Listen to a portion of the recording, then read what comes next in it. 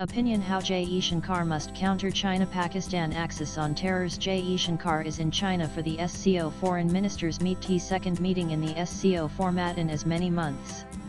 Last time out, it was Defence Minister Rajnath Singh, who refused to sign a joint statement on counter-terrorism, which failed to mention Pahalgam but had conveniently included the independent struggle in Balochistan, a pain point for Pakistan. The refusal brought out India's resistance. It is not going to be bullied into signing or accepting narratives.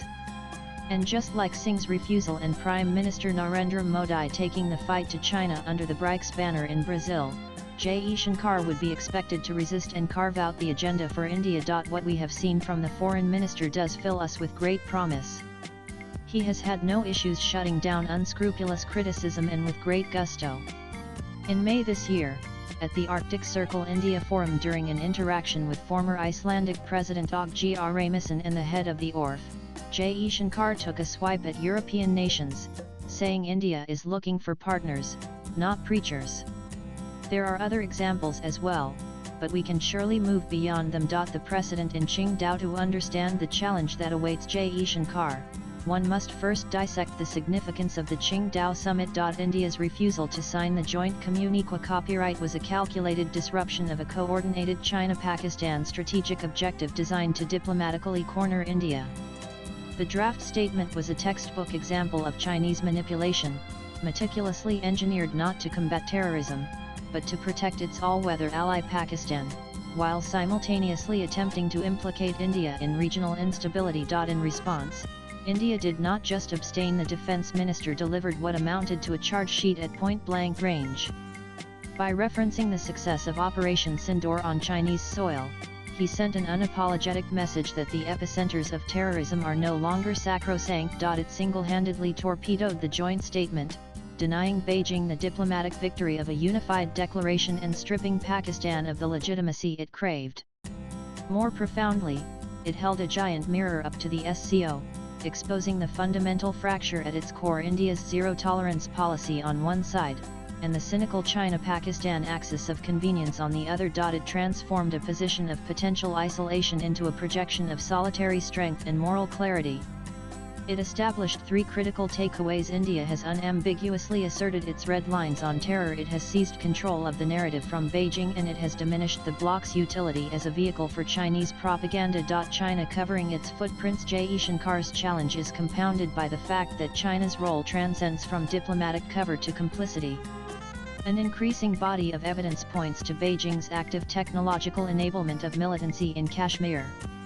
This moves the issue from the realm of political shielding to one of material complicity, a charge that India must now press with conviction. Militants in Kashmir are increasingly being found with sophisticated, military-grade Chinese hardware, including Huawei satellite phones and GPS devices, as was reportedly the case in the Pahalgam attack.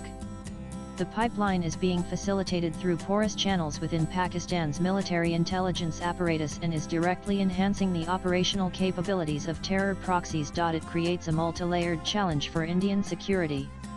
The CPEC has been used to build a digital scaffold, with telecom towers operated by China Mobile's subsidiary, Zone, providing coverage across Pakistan-occupied Kashmir and deep into Indian territory.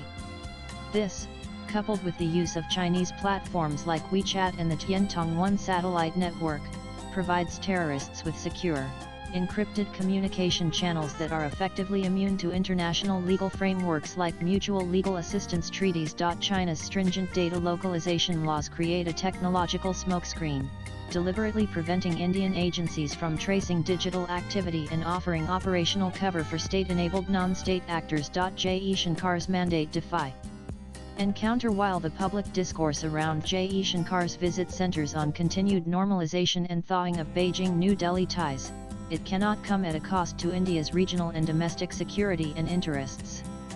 Jaishankar's core mandate, therefore, is far more adversarial. He must build on the foundation of principled defiance laid in Qingdao and translate it into sustained, strategic counter-pressure. His mission is to ensure that the world, and specifically the members of the SCO, understand that India's concerns are not peripheral, but central to any meaningful discussion on regional security. Jaishankar is positioned to expose the glaring hypocrisy of the Sino-Pakistani axis, armed with the knowledge that India had shared detailed intelligence dossiers and satellite imagery on Pakistan's terror infrastructure with SCO members, only for them to be willfully ignored by the chair. He must forcefully ask what a security and defense bloc is worth if it cannot condemn, let alone act, against the architects of terror within its own ranks. It's a simple argument, but one that has the power to unravel the covers, smokescreens, and whitewashing placed by Beijing and Islamabad. Swipe left for next video. A platform that equates a sovereign nation's response to terrorism with the very terror it fights has lost all moral and strategic credibility. And ultimately, Jaishankar's task is to cement India's position as an independent and indispensable pole in a contested Eurasian landscape. The message must be unequivocal: India will no longer negotiate on the language of terror.